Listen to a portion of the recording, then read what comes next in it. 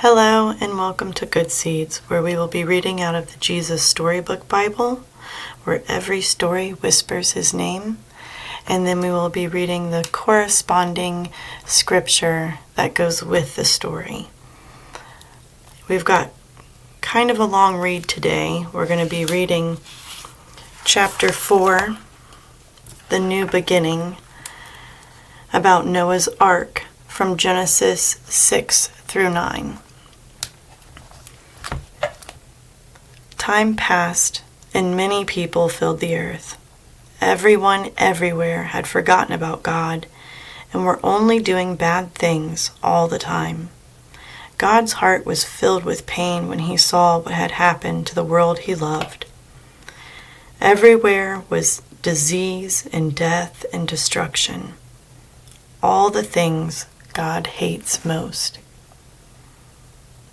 Now Noah was God's friend, which was odd in those days because no one else was. Noah listened to God. He talked to God. He just loved being with God, like you do with your best friend. Noah, God said, things have gone wrong. People have filled my world with hate instead of love. They are destroying themselves and each other and my world. I must stop them. First, we'll build an ark. Do you know how to build an ark? Neither did Noah. Luckily, God knew, and he would show him. A storm is coming, God told Noah, but I will rescue you. I promise. I'll send the animals to you, ones that creep and crawl and slither and slime and gallop and hop and bound and climb. And don't forget to pack everyone's food. The storm was going to wash away all the hate and sadness and everything that had gone wrong and make the world clean again. God had thought up a way to keep Noah safe, but Noah would have to trust God and do exactly what God told him. So Noah built an ark, short for a very long boat. Noah's neighbors came out to watch and point and laugh because they didn't believe Noah about the boat or the storm or needing to be rescued. And Noah must have looked rather silly. His boat was in the desert. The desert was nowhere near the sea, and there wasn't even a cloud in the sky. Why would anyone need an umbrella, let alone a boat? But Noah didn't mind. He didn't mind so much what other people thought. He minded what God thought. So he just did what God told him to do. When the ark was ready, God said, "All aboard," and Noah's family and all the animals climbed inside. Then God shut the door.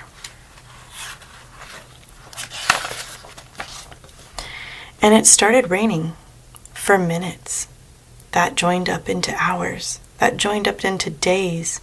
That joined up into weeks and weeks. And the rain joined up into puddles. That joined up into rivers. That joined up into lakes. That joined up into a flood that covered the whole world. Their boat that had once seemed so big suddenly seemed very small. But in the middle of a huge storm and the crashing waves and all the thunder and lightning, through it all, God was with them. And God kept them safe for 40 long days and 40 long nights. Finally, the rain stopped. The sun came out, and Noah threw open all the windows. "Hooray!" everyone shouted. Noah sent his dove out to explore, and it wasn't long before she brought him back a fresh olive leaf. Everyone knew exactly what that meant. She had found a tree and land. The water was going down. At last, the boat finally landed quite suddenly on top of a great mountain. As soon as it was safe, God said, "Out you come." And so they did, everyone skipping and dancing onto dry land.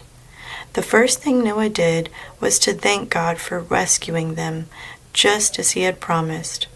And the first thing God did was make another promise. I won't ever destroy the world again. And like a warrior who puts away his bow and arrow at the end of a great battle, God said, "See, I have hung up my bow in the clouds." And there, in the clouds, just where the storm meets the sun, was a beautiful bow made of light. It was a new beginning in God's world. It wasn't long before everything went wrong again, but God wasn't surprised. He knew this would happen.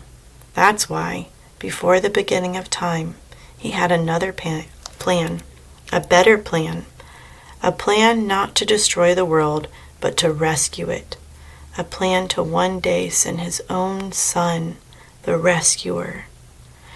God's strong anger against the hate and sadness and death would come down once more, but not on his people or his world. No, God's war bow was not pointing down at his people. It was pointing up into the heart of heaven. And now we will read Genesis 6 through 9.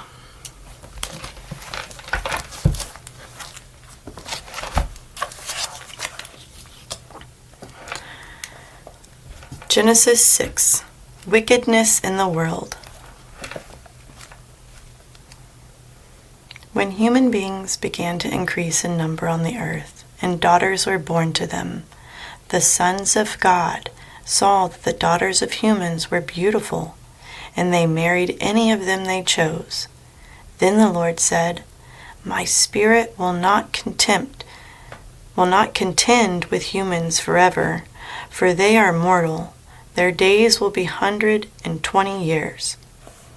The Nephilim were on the earth in those days, and also afterward, when the sons of God went to the daughters of humans and had children by them. They were the heroes of old men, the men of renown. The Lord saw how great the wickedness of human race had become on the earth, and that every inclination of the thoughts of the human heart was only evil all the time. The Lord regretted that he had made human beings on the earth, and his heart was deeply troubled.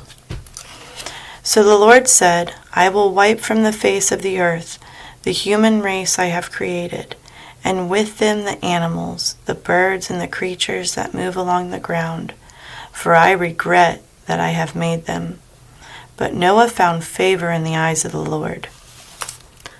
Noah and the flood. This is the account of Noah and his family. Noah was a righteous man, blameless among the people of his time, and he walked faithfully with God. Noah had 3 sons, Shem, Ham, and Japheth. Now the earth was corrupt in God's sight and was full of violence. God saw how corrupt the earth had become, for all the people on the earth had corrupted their ways. So God said to Noah, "I am going to put an end to all people, for the earth is filled with violence because of them. I am surely going to destroy both men and the earth. So make yourself an ark of cypress wood, make rooms in it, and coat it with pitch inside and out. This is how you are to build it. The ark is to be 300 cubits long, 50 cubits wide, and 30 cubits high. Make a roof for it, leaving below the roof an opening 1 cubit high all around. Put a door in the side of the ark, and make lower, middle, and upper decks. I am going to bring floodwaters on the earth to destroy all life under the heavens, every creature that has breath of life in it. Everything on earth will perish. But I will establish my covenant with you, and you will enter the ark, you and your sons and your wife and your sons' wives with you. You are to bring into the ark 2 of all living creatures, male and female, to keep them alive with you. 2 of every kind of bird, of every kind of animal, and of every kind of creature that moves along the ground will come to you to be kept alive. You are to take every kind of food that is for eating and store it away as food for you and for them. Noah did everything just as God commanded. Chapter 7. The Lord then said to Noah, "Go into the ark, you and your whole family, because I have found you righteous in this generation. Take with you 7 pairs of every kind of clean animal, a male and its mate, and 1 pair of every kind of unclean animal, a male and its mate, and also 7 pairs of every kind of bird, male and female, to keep their various kinds alive throughout the earth. 7 days from now I will send rain on the earth for 40 days and 40 nights, and I will wipe from the face of the earth every living creature that I have made." And Noah did all that the Lord commanded him. Noah was 600 years old when the flood waters came on the earth. And Noah and his sons and his wife and his sons' wives entered the ark to escape the waters of the flood. Pairs of clean and unclean animals, of birds and all the creatures moving along the ground, male and female, came to Noah and entered the ark, as God had commanded Noah. And after the 7 days the flood water came on the earth.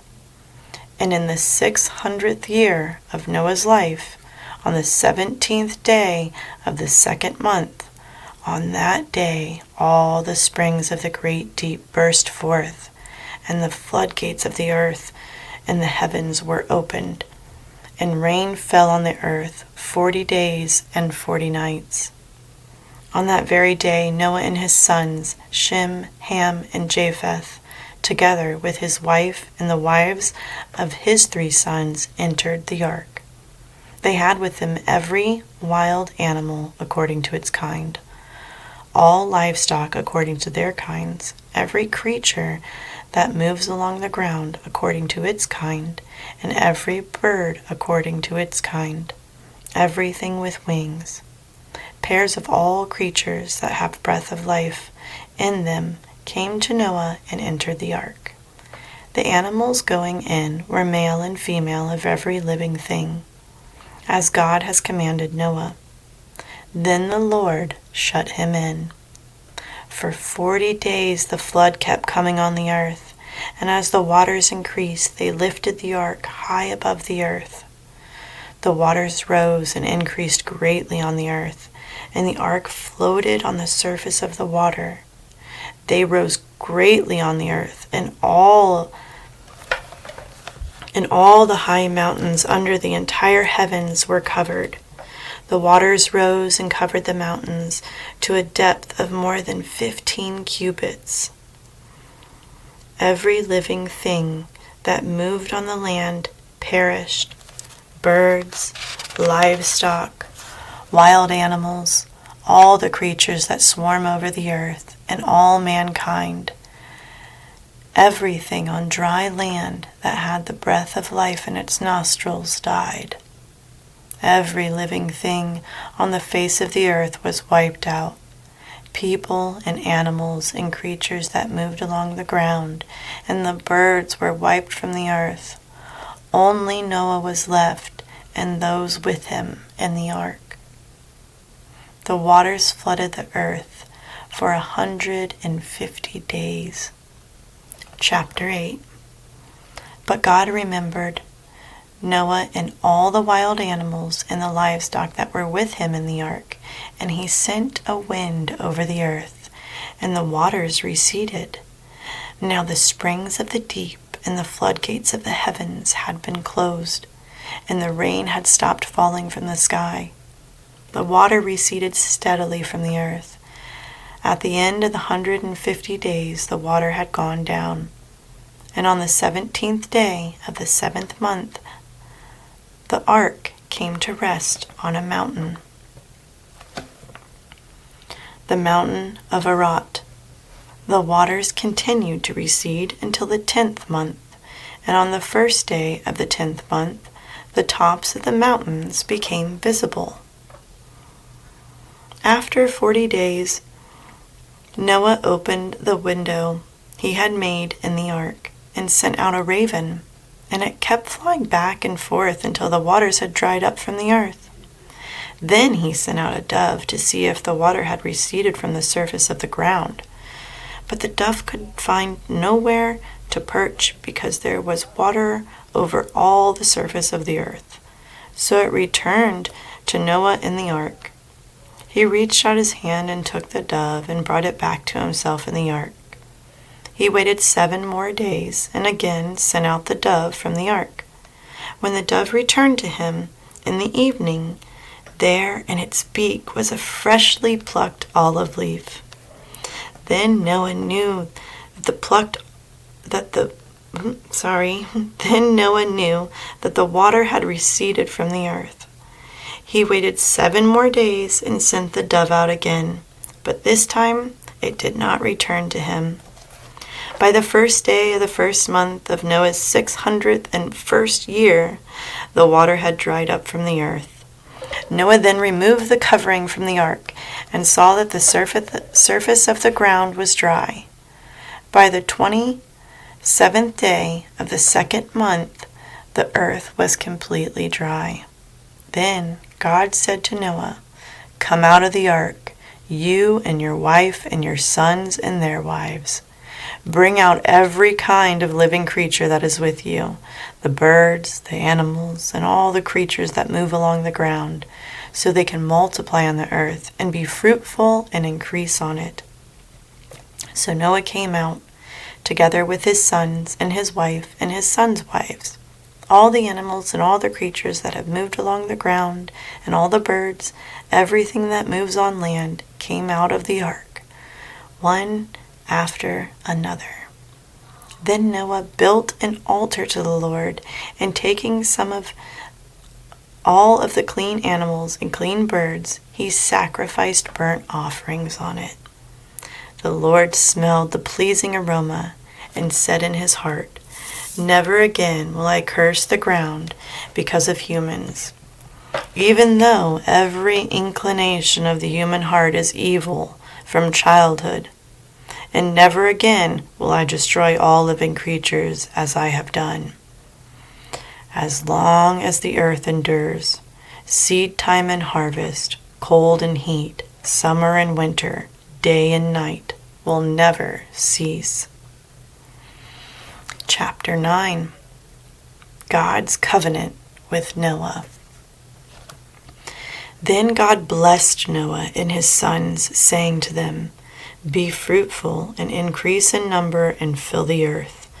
The fear and dread of you will fall on all the beasts of the earth, and on all the birds in the sky, on every creature that moves along the ground, and on all fish in the sea. They are given into your hands. Everything that lives and moves about will be food for you. Just as I gave you the green plants, now I give you everything.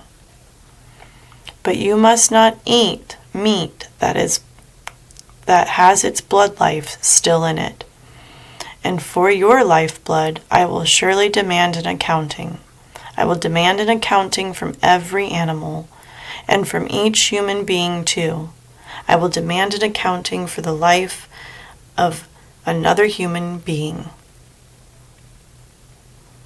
Whoever sheds human blood, by humans shall their blood be shed. For in the image of God has God made mankind. As for you, be fruitful and increase in number, multiply on the earth and increase upon it." Then God said to Noah and to his sons with him, "I now establish my covenant with you, and with your descendants after you, and with every living creature that was with you, the birds, the livestock, and all the wild animals, all those that came out of the ark with you, every living creature on earth. I establish my covenant with you. Never again will all life be destroyed by the waters of a flood. Never again will there be a flood to destroy the earth.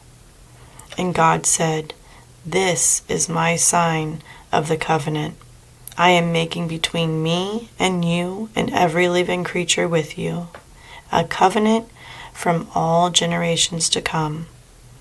I have set my rainbow in the clouds, and it will be a sign of the covenant between me and the earth. Whenever I bring clouds over the earth, and the rainbow appears in the clouds, I will remember my covenant between me and you and all living creatures of every kind. Never again will the water become a flood to destroy all life. Whenever the rainbow appears in the clouds, I will see it and will remember the everlasting covenant between God and all living creatures of every kind on the earth." So God said to Noah, "This is the sign of the covenant I have established between me and all life on earth." The sons of Noah. The sons of Noah who came out of the ark were Shem and Japheth and Ham. Ham was the father of Canaan. These were the 3 sons of Noah, and from them came the people who were scattered over the whole earth. Noah, a man of the soil, proceeded to plant a vineyard. When he drank some of its wine, he became drunk and lay uncovered inside his tent. Ham, the father of Canaan, saw his father naked and told his 2 brothers outside. But Shem and Japheth took a garment and laid it across their shoulders. Then they walked in backwards and covered their father's naked body. Their faces were turned the other way so that they would not see their father's nakedness. Then, when Noah awoke from his wine and found out what his youngest son had done to him, he said, "Cursed be Canaan, the lowest of slaves will he be to his brothers." He also said, "Praise be to the Lord, the God of Shem. May Canaan be a slave of Shem. May God extend Japheth's territory. May Japheth live in the tents of Shem, and may Canaan be a slave of Japheth." After the flood, Noah lived 350 years. Noah lived a total of 950 years, and then he died. Thank you so much for joining me today as we read through Scripture. I hope that you have a blessed day, and God willing, I will see you next time.